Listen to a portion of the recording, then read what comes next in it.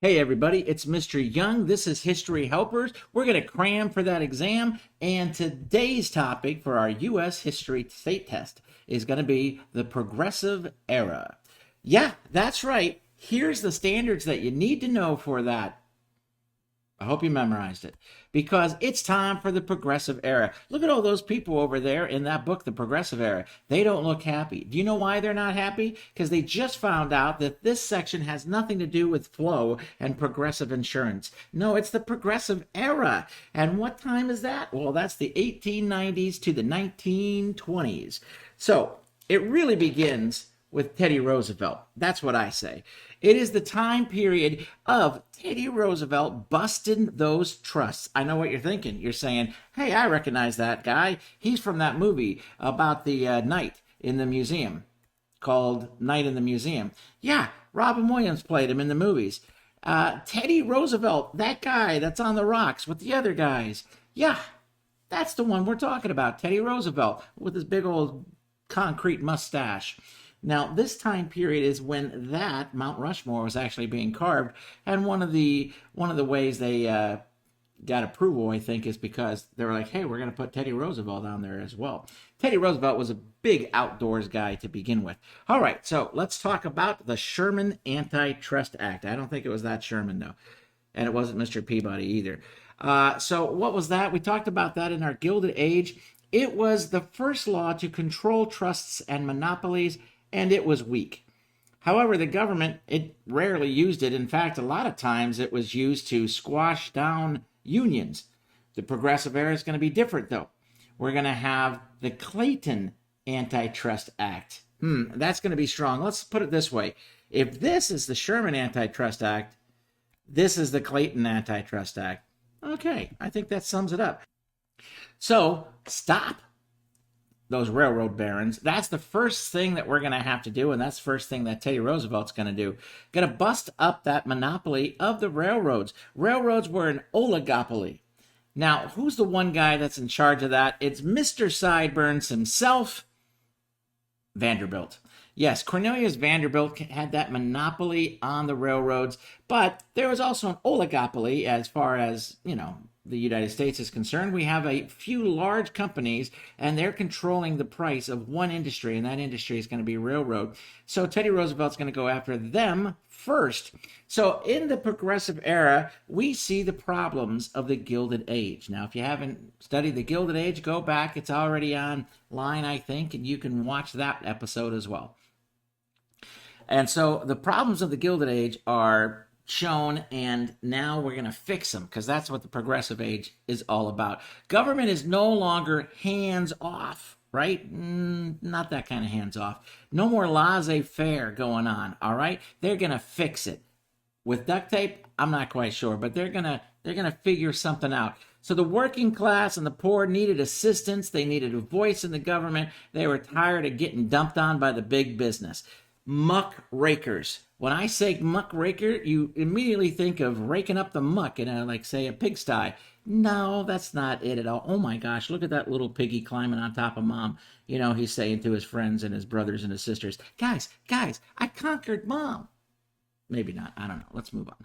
So journalists that expose the corruption of this age, of the Gilded Age, are called muck rakers in the Progressive Era. Muck rakers. They raked the muck. They exposed the nasty, right? They cleaned up the dirt, the corruption of the world. And here's an example. Ida Tarbell, right over here. Ida Tarbell wrote about how terrible John D. Rockefeller was. He had wrecked her father years ago because her father was in the oil business. And just devastated her dad, his company. And so she wrote a book, and she really, really went after this guy right here. Look at this guy. This is John D. Rockefeller. He looks like he could just not care about devastating you and then be home in time for cornflakes, right? It's that guy. Yeah. So guess what she did? She went after him so bad that the government went after him. Well, the Standard Oil Company, and broke it down into 7 other companies, which then those got broken down to all these companies. You've heard of Chevron, Exxon, Mobil, BP, Marathon, all these other companies that exist. All came from that one company, John D. Rockefeller's. Now, Rockefeller, he was totally cool with this and the fact that he got stock in all of these new 7 companies, so he actually made money by being busted up. Anyway, let's move on. How the Other Half Lives. This was a magazine article, a series of magazine articles that eventually would be turned into a book, and it was a bunch of pictures of how the other half lived, how the people in slums and tenements and poor housing lived. Look at all these people in this one room. 1, 2, 3, 4, 5, 6, 7, 8. Is that a person underneath the table? I can't tell, but at least 8 people. And that's the room. That's the bedroom. That's the living room. The kitchen over to the right. You're saying, where's the bathroom? Down the hall and to the left. And it's not the part of their house. It's down the hall, and everybody is using that in that floor, right? That's how it is. It was not good. Here's another picture. Look at that. We got 1, we got 2, we got 3, we got 4, we got 5, 6, 7, 8, 9. 9 on that one. So you can see that, yeah, it's pretty bad. So the New York Tenement House Act of 1901 required tenement housing to be cleaner, safer, more spacious. Because let's count them up again. Oh, I can't even do it anymore. This is like my kid's bedroom. It's so bad. All right, so let's move on. Upton Sinclair. What did he do? He was a muckraker, and he wrote all about the jungle. No, not Tarzan and all that jungle. We're talking about the meat packing industry. So Sinclair, he wanted to show how he wanted to show the public how workers were treated in the meatpacking industry, but really he also talked about how really bad the meatpacking industry was. Teddy Roosevelt actually read this book and was so disgusted, he invited Sinclair over to the White House to discuss it with him. Now, here's the deal. Upton Sinclair was a socialist, and Teddy Roosevelt certainly was not a socialist, no siree, but he was willing to look past that because he wanted to get to the crux of the matter, the meat industry. How bad was it? Was it true? Was this book accurate? And Upton Sinclair said, oh, yeah, it's totally accurate. Teddy Roosevelt threw up a little bit and then said, okay, we're going to have to change things. We're going to have the government get involved. And that's exactly what they did. They did get involved with the Meat Inspecting Act of 1906, the Pure Food and Drug Act banned the sale of harmful food. You had to have truth in what the ingredients were on whatever it is. And the meat packing, yeah, they had to have investigators that would come in and inspect because it was gross. I'd show you a picture. In fact, here's a picture right here. No, that's head cheese, and it's disgusting in its own right, right? I accidentally had a head cheese sandwich thinking it was a ham sandwich, and just like Teddy, I threw up a little, I think. And so I would show you, because there are pictures up there of diseased meat during that time. It's so disgusting, though. Really, you would turn off this and say, forget it, I can't watch anymore. So instead of showing that, I will show you something equally disgusting. It's this. What is it? It is a Jell-O mold of SpaghettiOs, hot dogs, and olives. If you see this at a church picnic, walk the other way. All right, the 16th and 17th Amendment, those things are going on. The government created an income tax. That's what the 16th Amendment is all about. Congratulations on getting a job, getting money. Now, give the government some money because you have a job. The 17th Amendment, direct election of senators by the people. I know.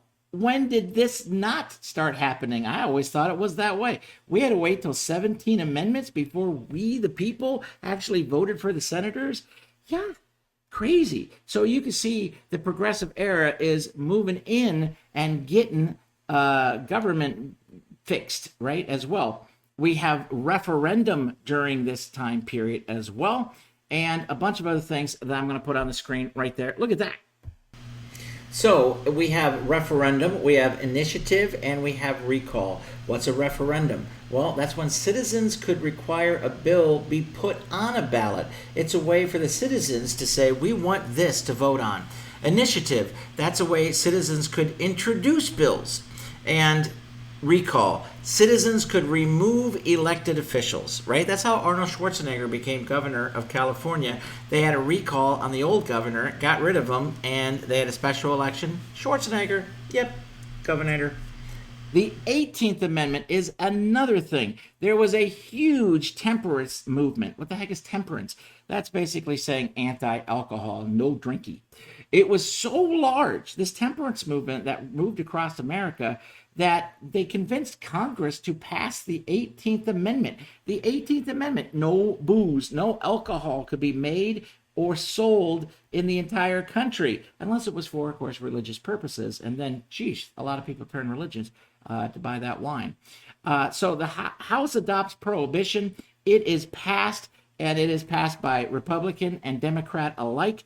And immediately the mobsters show up, because why not? They're going to get really, really wealthy. But we're going to talk about that when in another unit, the 1920s, 1930s, the rise of the mobsters, especially this guy right here, Al Capone, old Scarface himself. No, it's not Al Pacino in that movie.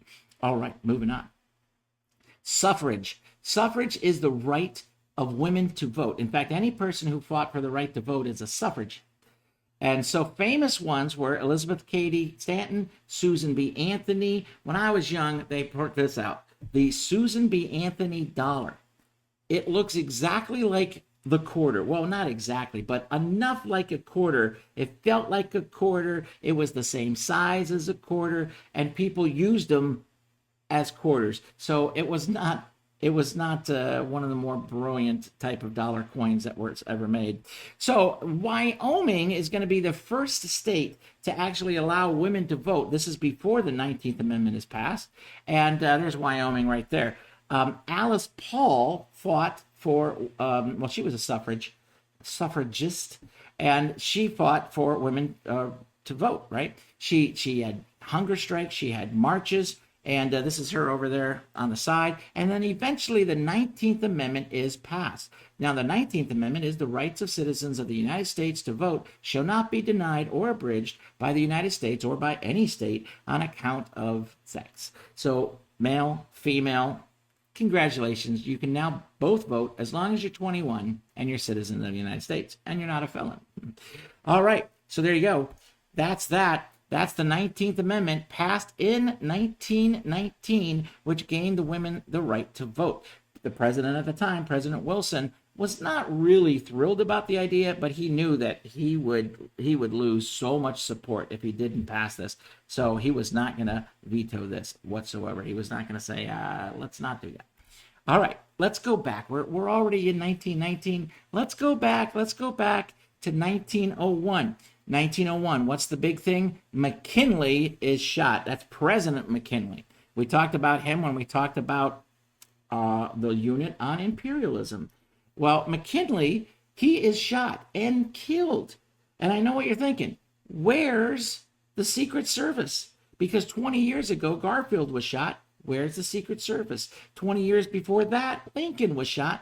Where's the Secret Service? Well, the Secret Service did not exist. And so after this, we have the Secret Service, because they were thinking, we do not want a federal police force, but we really need to have some bodyguards for the president. So they're willing to make an exception. So you can see right there, wait, is that President McKinley or Don Corleone? I'm pretty sure that's Don Corleone there. Well, anyway, if you've seen The Godfather, yeah, that's what I'm saying. So leave the gun, take the cannoli. Teddy Roosevelt, he becomes president because he is the vice president. Now, this is crazy, right? He was not McKinley's vice president the first time when McKinley was president, but he switched. He got rid of his vice president and brought on Teddy Roosevelt for a second term. One, Teddy Roosevelt, super popular guy, because he was a hero of San Juan Hill, that battle with Cuba, the Spanish-American War. We talked about that in Imperialism Unit. And Teddy Roosevelt was not in the pocket of big business, and big business did not care for Teddy Roosevelt, yet big business wanted Teddy Roosevelt to be vice president, because vice president, It's the most useless job at that point. It was the most useless job that you could have, and they figured that's the best job for Teddy Roosevelt. Then he's out of our hair and he really doesn't have any power. That's until McKinley is shot. Suddenly, Teddy Roosevelt's president, and he got shot. We saw that, right? Remember that? Yeah. It was just the last slide. And then he starts busting up those trusts, right? He's got that big stick. Well, the big stick diplomacy really is for Latin America. Again, the imperialism. Say that 3 times fast. That's on that unit. Roosevelt was extremely progressive. He ordered the justice system to use the Sherman Anti-Trust Act, but, like I said, it was kind of weak. Roosevelt went after the Northern Securities Company, which is a railroad monopoly in the Northwest, and he broke it apart. Remember at the very beginning of this, we said, let's bust up those railroads. That's the first thing to go.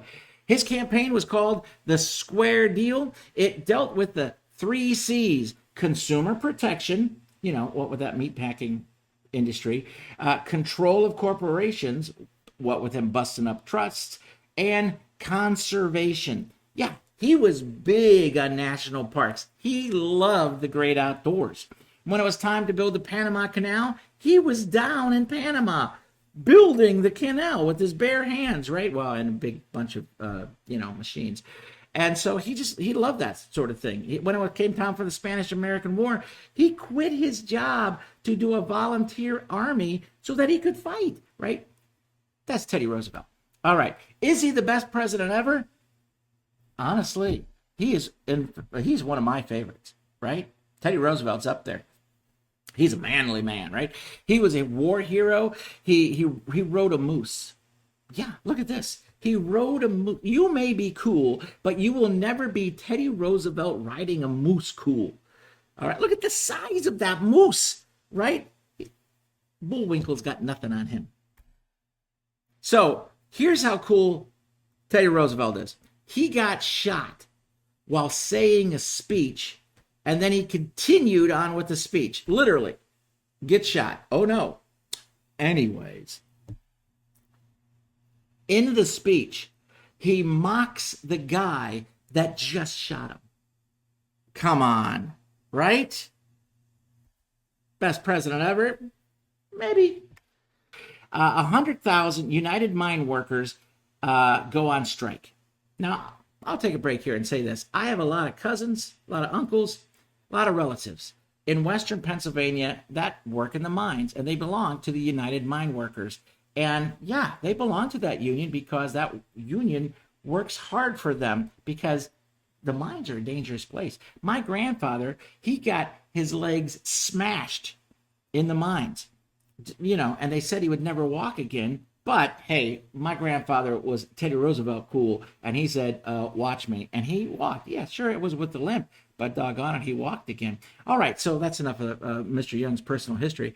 The public opinion was against the owners this time, and Roosevelt invited owners and union leaders to talk at the White House. Guess who did not show up? The owners.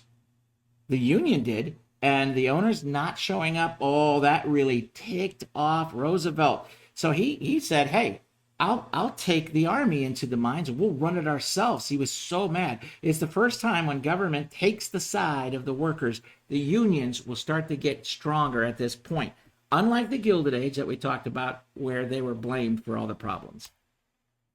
Here we go, that Clayton Anti-Trust Act. Since the Sherman Anti-Trust Act was weak, we got the Clayton Anti-Trust Act, and look at what it says. It would define unethical business practices such as price fixing, monopolies, uphold various rights of labor, and that's what they needed to really sink their teeth into those trusts. So here we have a political cartoon, Clayton Antitrust, the penalties, and look at that guy. That is your dishonest trust. Is that really the dishonest trust guy? Or is it the Penguin from the 1960s Batman TV show? Come on. I mean, that's the same guy, right? All right, Teddy Bear. What's this all about? Well, we know Roosevelt ran for president. We know he had the Square Deal. We know he was huge into conservation, national parks. We know he was a Rough Rider fighter in Cuba. But did you know the teddy bear is named after Teddy Roosevelt? Yeah, See, when he went down to Mississippi with some friends, they were going to go and shoot bear. That was their sport. It was a hunt, right, for bear. And some of his friends got some, but he didn't get one. So one of his colleagues got a bear, tied it up to a tree, and said, "Here you go, Teddy, fire away." And Teddy Roosevelt was like, "What? No, that's not sportsmanship. That's lame." And he's like, "I can't do that to the bear. That's ridiculous. No, thank you." And so he let it go. Well, a toy company hears about this. I mean, the story's all over. And a toy company says, "Let's make a bear and we'll name it the teddy bear." For real, that's the story of the teddy bear. All right, President Taft. Who's this guy? Well, after Teddy has served 2 terms, he doesn't run for a third term because no one's ever run for a third term. And he's crazy popular. He certainly would win it. But he's thinking, no, that would be wrong for a president to run for a third term, even though his relative will do that. But that's a thing for the 1940s World War II unit. So Roosevelt said, "You know what? I will back the Republican candidate, President Taft." Now, I know what you're thinking. Isn't that the really big fat guy that got stuck in the bathtub? He did not get stuck in the bathtub. That is not an accurate story at all. That is just a tale that people say. So that did not happen. So Taft goes on to defeat William Jennings Bryan. Yes, that guy again. We have talked about him in so many units, it's ridiculous. The Democrats kept saying, "This is your year. This time you're going to win." And then he doesn't win, right? I don't know. We talked about him with free silver. We talked about him last unit. Here he is again, losing again. Anyway, Taft wins.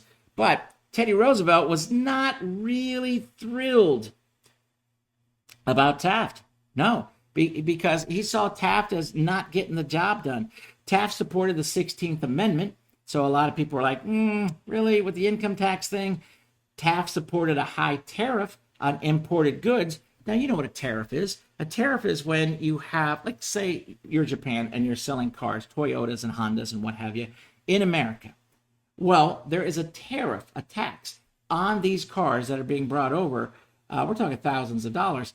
And this way, it's more competitive to Ford and Chevy and GM and the American cars. It's in that same price point. It's a way that the American government can get that tax dollars. Anyway, here's the deal. There's a lot of debate on whether tariffs are good. Look at history. History shows you that when you raise a tariff from another country, that country then raises the tariff on United States goods. So the producers of different goods that sell to other countries, they kind of take a hit. It's up for debate. Look at history. History can't be argued with. History is history. All right, Roosevelt was watching Taft this entire time, and he was thinking, I'm not thrilled with Taft's job, right? Or the way he's doing his job, especially because he's got very little concern for conservation. So up comes the next election, and he decides, I'm going to run again. So Roosevelt challenges Taft. So in 1912, Roosevelt says, you know what? I'm going to be the Republican candidate. And they have the primary, they have the, discussion, and people decide, no, we're going to continue with Taft. So Roosevelt's thinking, no, I want to be the candidate. If Republicans aren't going to pick me, I'll make my own party. And so he does. He has the Progressive Party.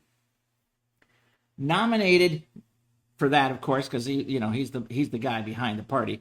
And he also nicknames it the Bull Moose Party, because of that big gigantic moose that he was riding. It split the vote. Half the Republicans voted for Taft, half the Republicans voted for Roosevelt, probably some Democrats as well. But the Democrat candidate wins. It's that guy, Woodrow Wilson. He's the guy that's going to be involved in World War I. We'll talk about him more when we talk about World War I unit. So let's talk about Booker T. Washington. Booker T. Washington was born into slavery. He learned to read and write, and he founded the Tuskegee Institute. Now, the Tuskegee Institute is going to be a school for African Americans, and he's going to set up the schools to teach carpentry, shoemaking, printing, basically jobs that you can, do. right? And that you can make a living doing. He believed if African Americans had more economic power, money, they would be in a better position to demand equality. So here's a picture there of the Tuskegee Institute, some classes that are going on during that time period. And we also have W.E.B. Du Bois. Now, who's W.E.B. Du Bois? He is the guy that helped create the NAACP, the National Association for the Advancement of Colored People. Ida Bell, which is over there on the right, she also created the organization. She helped, and she fought for equality, and she herself was a muckraker. She exposed the problem of lynching that was going on in the South. Thousands and thousands of lynchings going on in the South. She exposed that to people that I guess were unaware, people in the North. There was also a lot of lynchings going on in the West, except it wasn't African Americans, it was Chinese people that were being lynched. So the NAACP helps fight for civil rights against discrimination, and often they use legal means to do so. So what's the difference between Booker T. Washington and W.E.B. Du Bois? You get that question a lot of times. Both men obviously fought for the advancement of blacks. Both believed that in equality, they wanted equality, but at a different pace. Booker T believed that it would take time. It would take time through education, and slowly there would be more racial equality in America. Du Bois, though, he believed in a much faster process, and he believed that you use the law to fight injustice. All right? So there you go. That's the main difference. It's their sense of timing. Booker T, slower pace. It's going to happen eventually. Du Bois said, no, we could speed this process up through legal means. All right, so in Chicago, they built this thing called the Hull House. Jane Addams, Ellen Gates Starr, they founded this building to help the community, help immigrants. And what are they going to do? They're going to provide legal aid, employment office to help them find jobs, childcare. There's training going on in different crafts, domestic skills. Basically, it is going to have a ripple effect across the nation. It helped establish child labor laws, women's suffrage, workmen's compensation, other hallmarks of the progressive era. There's going to be a lot of great stuff that come out of this Hull House there in Chicago. All right, can you believe it? We got to the end of the progressive era. It's a steamroller. Let's look at this political cartoon. Read the labels. The steamroller. What's the issue? Well, let's look. We got progress, steamrolling. We got opposition. We got ladies on the top. Obviously, we know what this is. It is the women's suffrage movement. And it's pretty obvious that this artist is saying, you cannot stop this progress. Women will get the right to vote. Our next cartoon, and our last one for this, it's Teddy Roosevelt. He's got his gun because, outdoorsman. He's shooting bear, right? Like for that story. But look what the bear's labeled. Bad trusts. And this one's dead. And look at the good trusts. They're on a restraint. So it's talking about Teddy Roosevelt busting those trusts, breaking down the bad ones, getting the other ones in line, right? Don't make us bust you up. You just keep in line. We'll tell you what to do. And look at these other trusts there. This other bear. He's just like, what? And he's thinking, what do I do? All right. So there you go. That's it. Thanks so much for watching. We do appreciate everything that you do for us by clicking like, clicking subscribe. And if you're one of my students, passing the test, which will be coming up. Thanks so much. I'm Mr. Young. I don't know why it says R. It just does. Thanks so much for watching. We'll see you on the next episode.